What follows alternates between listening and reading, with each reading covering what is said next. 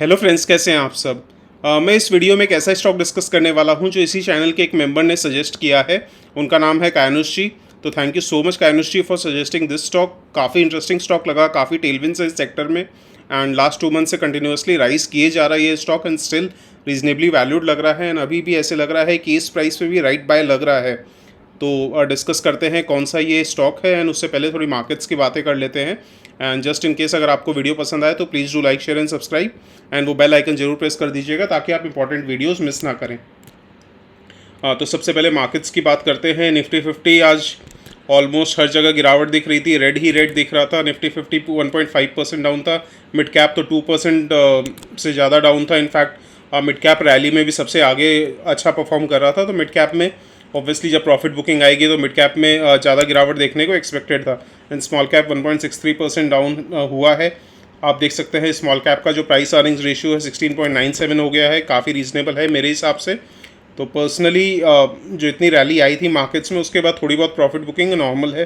हो सकता है अचानक से, क्योंकि मार्केट्स अचानक रैली किए जा रहे थे, तो अचानक से ये 2 दिन से इतना बड़ा झटका लगा है तो काफ़ी शॉक लग रहा होगा। बट ट्रस्ट में it is part and parcel of the game. Absolutely normal है, कोई बड़ी बात नहीं है। रैली भी काफ़ी तेज़ हुई थी तो ऑब्वियसली करेक्शन भी होगा एंड स्टिल इंडियन मार्केट्स काफ़ी रीजनेबली वैल्यूड हैं। कोई भी, जैसे मैंने कल भी डिस्कस किया लाइव सेशन में, बेफिजूल की बातों में मत पड़िएगा। कई लोग बोलेंगे निफ्टी 12,000, 13,000, 14,000, यहाँ तक कि 15,000 होने को कुछ भी हो सकता है बट रीजनेबली पॉसिबल नहीं है। ऑब्वियसली कुछ रिस्क हैं जो इस वीडियो में डिस्कस करेंगे बट अगेन अगर निफ्टी फॉर एग्जांपल 16,800, मुझे लगता है कि उससे नीचे नहीं गिरना चाहिए एंड 16,800 पे आ जाता है तो ग्रेट बाइंग अपॉर्चुनिटी होगी। एंड अदरवाइज़ जैसे मैं लास्ट फ्यू वीडियोज़ में भी बोलता रहा हूँ कि अभी अपने को इनफैक्ट मेंबर्स लोगों को तो रेगुलरली बोलते रहा हूँ कि कुछ कॉशियस होना ज़रूरी है। ये नहीं बोलता कि मतलब अपनी होल्डिंग सेल कर दो। मैं पर्सनली उसमें बिलीव नहीं करता, क्योंकि आप एक बार होल्डिंग सेल कर देंगे तो दोबारा एंटर करना बहुत मुश्किल हो जाता है। आप खुद ही एग्जांपल देखे होंगे कि कोई भी स्टॉक आप सेल कर देते हैं ये सोच के कि यार इसका वैल्यूएशन हाई हो गई है तो अच्छी बात है, लेकिन आप अगर उसी स्टॉक को दोबारा लेने चाहते हो तो कहीं ना कहीं वो कन्विक्शन नहीं आता। तो मैं पर्सनली बोलता हूँ एज लॉन्ग टर्म इन्वेस्टर आप डेली ये बाइंग एंड सेलिंग के चक्कर में मत पड़िए अनटिल अनलेस मार्केट सबसे ज़्यादा ओवर वैल्यूड हो जाए। निफ्टी 50 प्राइस अर्निंग रेशियो 20.88 का है, ओवर वैल्यूड नहीं है। थोड़ी बहुत करेक्शन आएगी तो ठीक है, एब्सोल्युटली नॉर्मल है। उसके बाद जैसे अपने देखते हैं काफ़ी अच्छी रैली आई थी ऑलमोस्ट 15,800 के बाद से, और उसके बाद से 2 दिन में अच्छा करेक्शन आया है। तो हो सकता है अभी कुछ कहना मुश्किल है बट आई थिंक जल्दी ही मार्केट अपना सपोर्ट लेके कंसोलिडेट करेगा एक लेवल पे एंड हो सकता है रिवर्सल भी दिखा दे। तो टेंशन लेने की ज़रूरत नहीं है। हाँ, एक जो फैक्टर है जो थोड़ा सा कंसर्निंग होते जा रहा है, जो डॉलर इंडेक्स है वो काफ़ी स्पीड से ऊपर जा रहा है। अभी कुछ ही दिन पहले 105 के आसपास घूम रहा था एंड अभी आप देखेंगे अचानक से 109 के आसपास पहुंच गया है। तो ये थोड़ा सा लग रहा है कि हाँ, जो डॉलर में लोग ज़्यादा इन्वेस्ट कर रहे हैं, डॉलर की डिमांड बढ़ रही है क्योंकि रिस्क बढ़ रहा है एंड ऑब्वियसली जो फेड के माइन्यूट्स भी आने वाले हैं मीटिंग के, उसमें ये भी पता चलेगा कि क्या सिनारियो है आगे, फेड क्या करने वाला है। तो ऑब्वियसली थोड़ा बहुत रिस्क जो है उसको रिस्क एवर्स हो रहे हैं अभी इन्वेस्टर्स, बट स्टिल नॉर्मल है, कोई बड़ी बात नहीं है। यूएस में भी थोड़ी बहुत प्रॉफिट बुकिंग एंड थोड़ा बहुत करेक्शन देखने को मिल रहा है। जैसे आप देख सकते हैं निस्टेक 1.98% डाउन है, डाउ जोन्स 1.44% डाउन है। बट अच्छी बात ये निकल रही है कि ऑयल जो है अभी भी $90 के बिलो है, तो ये टू सम एक्सटेंट इंडिया के लिए पॉजिटिव हो जाता है। एंड जो निफ्टी का RSI है रिलेटिव स्ट्रेंथ इंडेक्स वो 60.4 पे पहुंच गया है एक समय पे। 2 दिन के करेक्शन से पहले 80 पॉइंट समथिंग था, तो ऑब्वियसली काफ़ी ओवरबॉट हो गया था एंड अभी रीजनेबल है, कोई टेंशन की बात नहीं है। एंड अभी अगर अपने मार्केट्स देखते हैं तो SGX निफ्टी जो है 0.19% डाउन चल रहा है अभी। तो यूएस में अभी 2% डाउन चल रहा है बट उसके बावजूद SGX निफ्टी 0.19% ही डाउन है। तो ये टू सम एक्सटेंट पॉजिटिव हो जाता है एंड ये भी दिखाता है कि इंडियन मार्केट्स अभी भी काफ़ी रेजिलियंट हैं। अब आते हैं उस कंपनी के ऊपर जो कायनुश जी ने सजेस्ट की है, West Coast Paper Mills Limited. In fact सारे के सारे पेपर स्टॉक्स ही काफ़ी अच्छा कर रहे हैं लास्ट टू मंथ से। बट आई थिंक ये कंपनी मुझे ऑब्वियसली मैंने बहुत डिटेल में स्टडी नहीं किया है बाकी कंपनीज़ को and JK paper I think largest paper company है शायद इंडिया में, बट स्टिल मैंने स्टडी नहीं किया है। बट ये कंपनी स्टडी की मैंने, बहुत बहुत बहुत अच्छी लग रही है। पहले फाइनेंशियल से स्टार्ट करते हैं। 3800 करोड़ की कंपनी है। स्टॉक जो प्राइस अर्निंग्स रेशियो 8.26 का है। Return on capital employed, return on equity 20% से ऊपर है, यहाँ कोई प्रॉब्लम नहीं है। प्रोमोटर होल्डिंग भी डिसेंट है, एफआईआई होल्डिंग भी है, डीआईएस की होल्डिंग भी है। तो पहले होल्डिंग देखते हैं। जो प्रोमोटर की होल्डिंग है उसका ट्रेंड आप देखेंगे तो ओवरऑल इंक्रीज़ हो रही है, थोड़ी थोड़ी करके ही सही, बट आप सितंबर 2019 में देखेंगे तो 55.96 की होल्डिंग थी उनकी, वो 56.03 हुई, उसके बाद 56.14, 56.17। तो थोड़ी थोड़ी करके प्रोमोटर अपनी होल्डिंग इंक्रीज़ कर रहे हैं एंड ये काफ़ी पॉजिटिव ट्रेंड हो जाता है। एफआईआईज़ की होल्डिंग रिलेटिवली कांस्टेंट रही है। इनफैक्ट लास्ट 2-3-4 क्वार्टर से हल्का सा इंक्रीज़ देखने को मिला है, तो ये थोड़ा पॉजिटिव हो जाता है। एंड डीआईएस की भी होल्डिंग ऑलमोस्ट कांस्टेंट है लास्ट फ्यू क्वार्टर से, तो कोई प्रॉब्लम की बात नहीं है।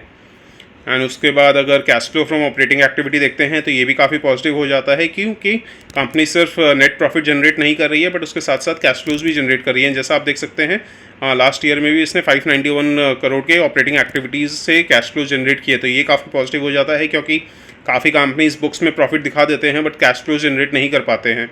एंड ये भी दिखा रहा है इस कंपनी में कि क्रेडिट की प्रॉब्लम ज़्यादा नहीं है। जैसा आप देख सकते हैं रिसीवेबल सिर्फ 41 करोड़ ही बढ़े हैं, तो ये काफ़ी पॉजिटिव हो जाता है। उसके बाद अगर बैलेंस शीट देखते हैं तो लास्ट फाइनेंशियल ईयर में जो रिजर्व्स हैं वो 1376 करोड़ से 1673 करोड़ हो गए हैं, काफ़ी इंक्रीज़ देखने को मिली है। At the same time debt काफ़ी डिक्लाइन हुई है, ऑलमोस्ट 200 करोड़ से डेट डिक्लाइन हुई है, यानी डेट रीपेमेंट की गई है। तो अगेन ये काफ़ी पॉजिटिव हो जाता है कि कंपनी डेट रिडक्शन के ऊपर काफ़ी ज़्यादा ध्यान दे रही है। उसके बाद अपने लास्ट फ्यू ईयर्स के अगर रिजल्ट्स देखते हैं तो net profit sales regularly increase हो रही है। ऑब्वियसली जो कोविड का ईयर था फाइनेंशियल ईयर 2021, जिसमें 2493 करोड़ से 2245 करोड़ हो गए, तो यहाँ थोड़ा सा इम्पैक्ट आया था, नेट प्रॉफिट भी नेगेटिव में चल गई थी। बट अगर इस ईयर को एक्सक्लूड कर दिया जाए तो आप देखेंगे कंपनी कंसिस्टेंटली इंक्रीज़ कर रही है, ग्रो कर रही है, चाहे वो सेल्स में हो, नेट प्रॉफिट्स में हो। 223 करोड़, 296 करोड़, 370 करोड़ इस ईयर को एक्सक्लूड कर देते हैं। यहाँ भी थोड़ा बहुत ओवरहैंग बचा हुआ था कोविड का, तो 307 करोड़, लास्ट फाइनेंशियल ईयर में 460 करोड़। हम रीसेंट क्वार्टरली रिजल्ट्स देखते हैं तो 535 करोड़ थे जून 2019 में। उसके बाद कोविड का इम्पैक्ट आया तो यहाँ काफ़ी डिक्लाइन हो गई थी सेल्स, जैसे 302 करोड़, 429 करोड़। बट अगेन अब देखने को मिल रहा है लास्ट फ्यू क्वार्टर से अगेन इंक्रीजिंग ट्रेंड में आ गई है सेल्स। जून, इनफैक्ट जो जून क्वार्टर के रिजल्ट्स हैं उसमें काफ़ी अच्छी सेल्स इंक्रीज़ हुई है 1067 करोड़ से 1114 करोड़, एंड नेट प्रॉफिट भी 125 करोड़ से 185 करोड़। तो ईयर ऑन ईयर तो ऑलमोस्ट 6 टाइम्स हो गया है नेट प्रॉफिट, बट अगर क्वार्टर ऑन क्वार्टर भी देखें तो मोर देन 50% का इंक्रीज़ देखने को मिला है, या अराउंड 50% का इंक्रीज़ देखने को मिला है EPS और नेट प्रॉफिट में, तो ये काफ़ी पॉजिटिव हो जाता है। तो फाइनेंशियल्स में कोई प्रॉब्लम नहीं लग रही है। प्राइस अर्निंग्स रेशियो भी काफ़ी रीजनेबल है, 8.26। स्क्रीनर में पेग रेशियो दिखा रहा नहीं है, बट अगेन जो लास्ट फ्यू क्वार्टर्स का ग्रोथ है उसको देखते हुए आई थिंक पेग रेशियो भी 0.5 के बिलो है। उसके बाद ये कंपनी करती है ये कंपनी बेसिकली पेपर बनाती है, अलग अलग प्रीमियम प्रिंटिंग पेपर्स बनाती है।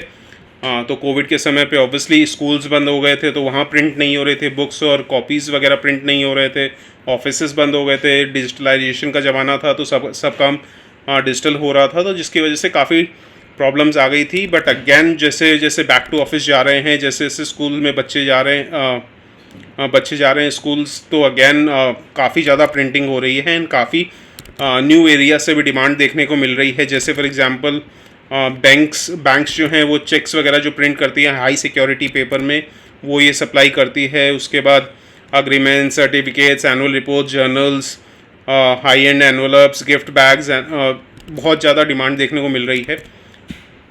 और उसके बाद सबसे अच्छी बात लगी इनके जो प्रोमोटर हैं या चेयरमैन एंड मैनेजिंग डायरेक्टर जो हैं SK बांगर जी, इनकी भी रेपुटेशन बहुत सॉलिड है, काफ़ी स्ट्रॉन्ग मैनेजमेंट है, और ऑब्वियसली काफ़ी फेमस हैं, फिलैंथ्रोपिक एंड चैरिटेबल ऑर्गेनाइजेशंस के साथ काफ़ी काम भी करते हैं, and Indian chamber of commerce के प्रेसिडेंट भी रह चुके हैं, और इंडियन पेपर मैन्युफैक्चरर्स एसोसिएशन के भी प्रेसिडेंट रह चुके हैं। तो मैनेजमेंट के ऊपर भरोसा कर सकते हैं। उसके बाद कुछ ऐसे फैक्टर्स जो अपने को पेपर इंडस्ट्री के बारे में समझना बहुत ज़रूरी हो जाएगा, क्योंकि जब पैंडमिक हुई थी 2020 में।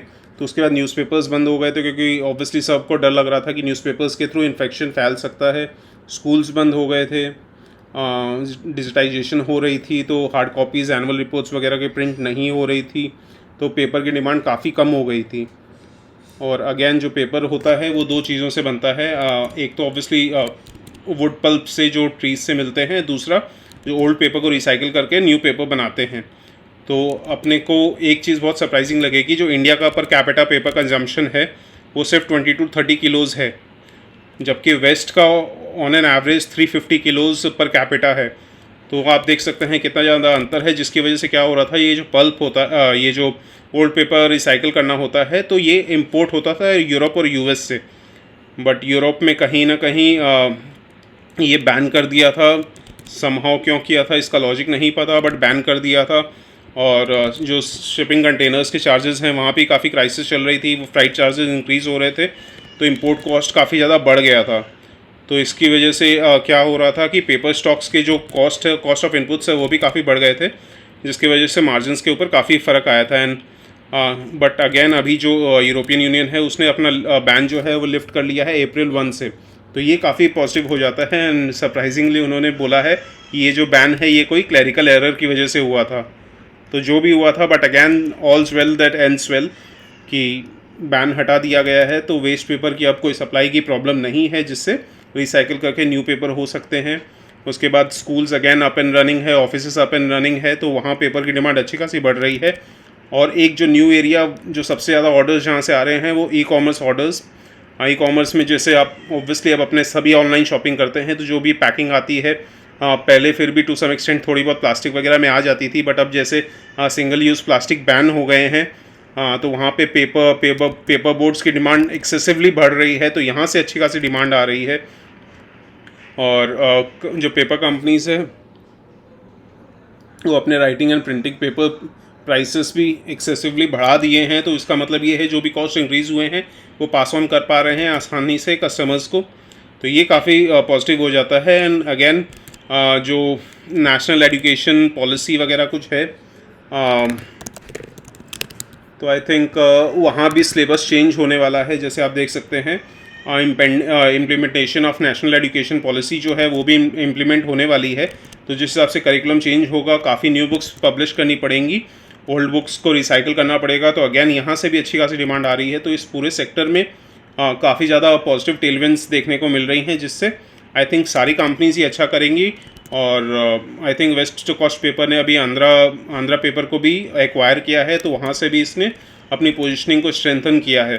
तो अगेन सारे फैक्टर्स इसके लिए पॉजिटिव दिख रहे हैं एज ऑफ नाउ। एंड जैसे आप स्क्रीनर में भी देख सकते हैं, यहाँ पे कॉन्स कोई नहीं दिखा रहे, बट ऑब्वियसली ये उतना मैटर नहीं करता है, क्योंकि कई बार स्क्रीनर वगैरह ये नहीं दिखा पाते, बट स्टिल मुझे लग रहा है कि कंपनी काफ़ी फंडामेंटली स्ट्रॉन्ग है, ग्रोथ प्रोस्पेक्ट्स अच्छे खासे हैं। एंड ये आप चार्ट से देख सकते हैं, ऑलमोस्ट ये 293 या 290 के प्राइस पे चल रही थी जून में, 22 जून 2022 को, एंड अभी है 22 अगस्त, तो ऑलमोस्ट 2 मंथ्स में इसका शेयर प्राइस डबल हो गया है। और वो भी तब, इनफैक्ट आप भी देख रहे हैं लास्ट 2 डेज से भी जब मार्केट्स इतना ज़्यादा करेक्ट हुए हैं, ये स्टिल ग्रीन कैंडल्स बनाई हैं, वॉल्यूम भी ठीक ठाक है।